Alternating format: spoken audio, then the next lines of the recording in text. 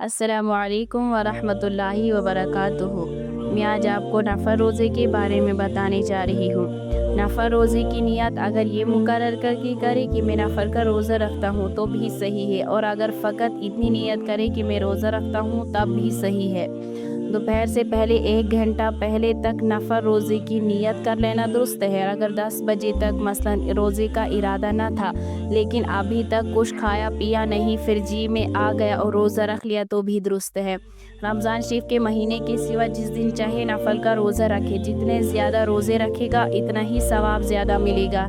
अलबत्ता ईद के दिन और बकरा ईद की 10वीं, 11वीं, 12वीं और 13वीं तारीख के यानी साल भर में फ़कत 5 रोज़े हराम हैं, उसके सिवा बाकी सब रोज़े दुरुस्त हैं।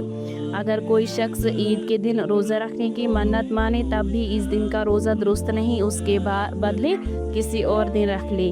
ऐसी और वीडियोस देखने के लिए हमारे चैनल को सब्सक्राइब करें।